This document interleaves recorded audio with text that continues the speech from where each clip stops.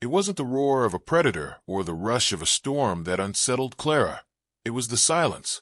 A strange, deliberate kind of silence, as if the forest itself was holding its breath. In the vast, frozen sprawl of the Alaskan wild, Clara had grown used to nature's unpredictability.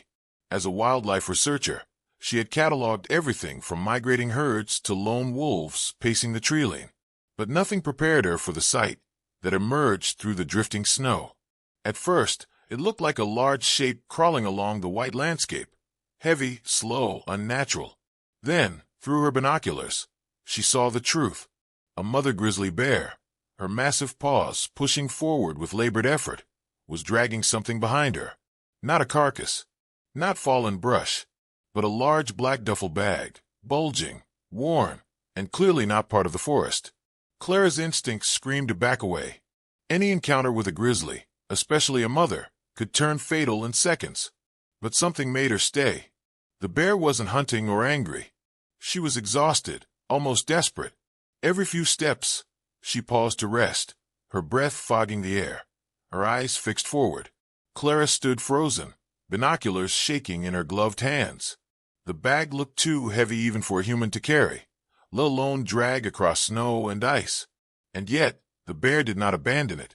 She pulled it with purpose, as if her entire world depended on it. And in that moment, Clara knew. This was no ordinary encounter. This was the beginning of something no camera or journal could ever fully explain. Clara kept her distance, her breath shallow in the cold as she followed the bear's trail through the snow-laden forest. Every few steps, the mother grizzly paused, visibly fatigued, yet unwilling to let go of the bag she dragged behind her. It was an awkward burden, twisting and catching on roots and frozen clumps of brush, but she never released it, not even once. The sight defied everything Clara knew from her years studying animal behavior. She had seen bears flip boulders in search of insects, watched them tear apart coolers left behind by careless hikers. But this was different. This was no scavenging. This was something else entirely. The bear wasn't rummaging or reacting. She was on a mission. Her movements, though slow, carried the weight of intention. Every paw print pressed into the snow seemed to follow a known path, one she had chosen with care. Clara documented what she could from behind a veil of trees. She noted the bear's gait, the condition of the bag, the way her shoulders trembled under the strain. But as a scientist, none of it added up. Why carry a human-made object so far from any known trail or campsite?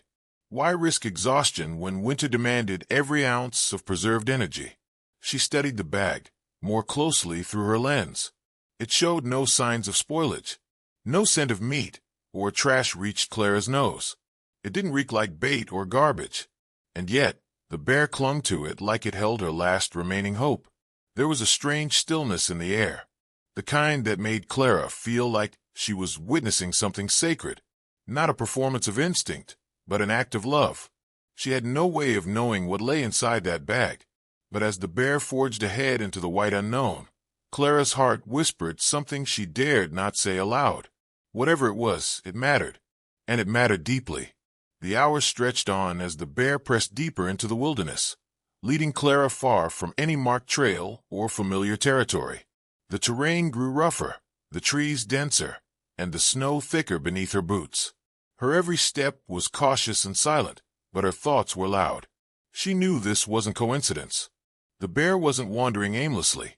She was going somewhere she remembered, somewhere she believed was safe. Finally, the bear slowed and stepped into a secluded clearing bordered by a frozen creek and shadowed by leaning spruce trees. It was a pocket of stillness carved out of the wild, untouched by human presence. Clara ducked behind a thicket and steadied herself. She was close now, closer than she'd dared to imagine. Every instinct screamed to keep her distance, yet she couldn't turn back. Something about this moment felt too sacred to walk away from. The bear scanned her surroundings before moving toward a fallen tree whose base had rotted and caved in, forming a shallow hollow beneath. It wasn't a proper den, but it offered cover from the wind and concealment from predators. Clara's breath caught as the bear began to drag the bag into the space with deliberate, aching effort. She didn't rip it or tear it open like a curious animal might. Instead, She crouched low and began to nudge the zipper and seams with her snout, as if coaxing the bag to open rather than forcing it. From her hiding spot, Clara raised her camera, but found herself unable to press record. Her hands trembled too much. This wasn't a moment for data or footage. It was a moment for understanding. And then, just as the bag gave way, just as its contents began to reveal themselves, Clara's heart skipped a beat. She leaned in closer, her breath fogging the air. What she saw next would unravel everything she thought she knew about wildness, about instinct, about the boundaries between human love and animal devotion. The bag loosened under the mother bear's careful nudges, and slowly, its contents began to spill into the hollow beneath the tree.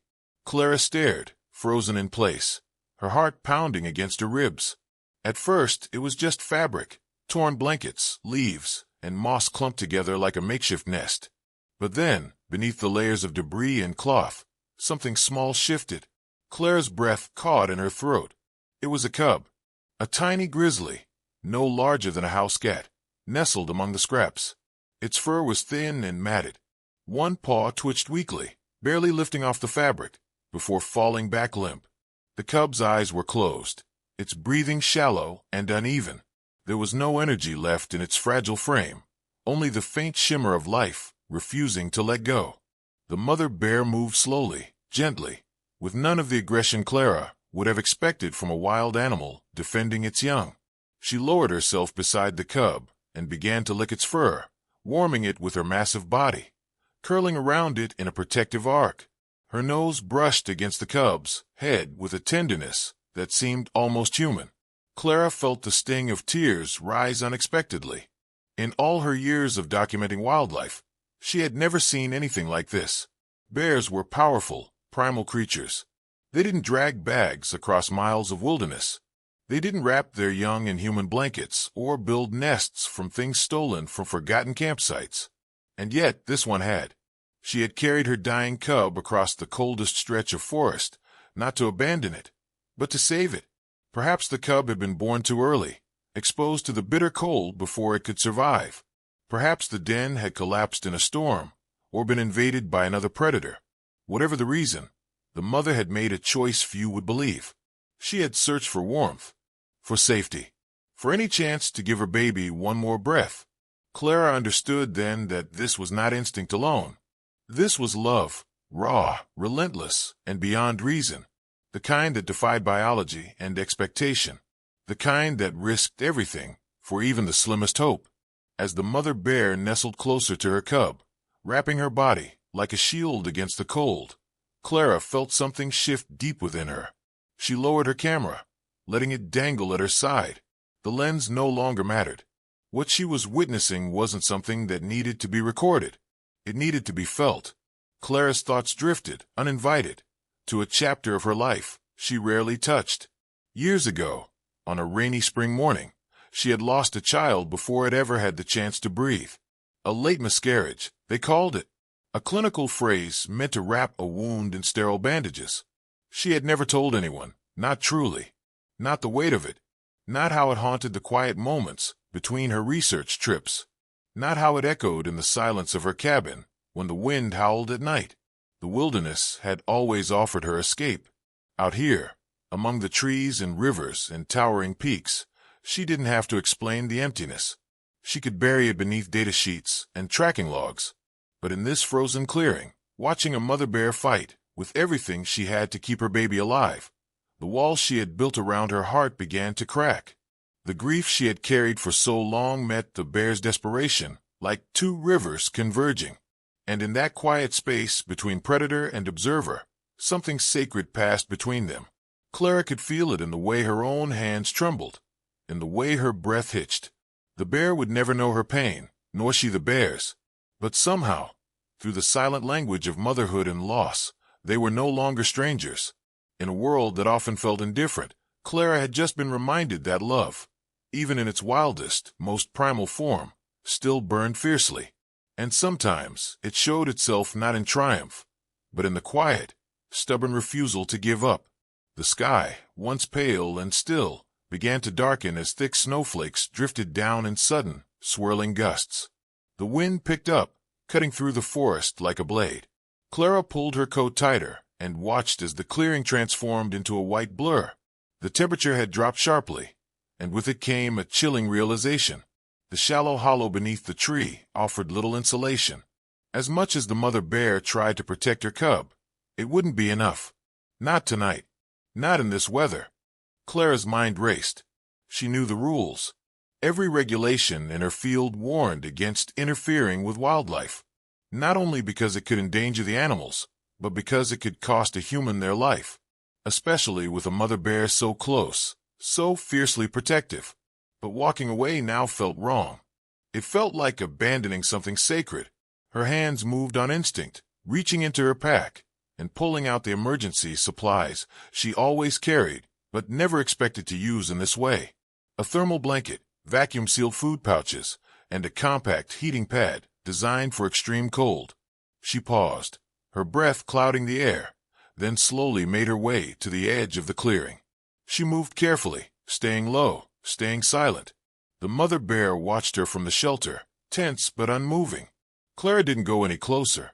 She stopped just beyond the trees, placed the items gently in the snow, and stepped back.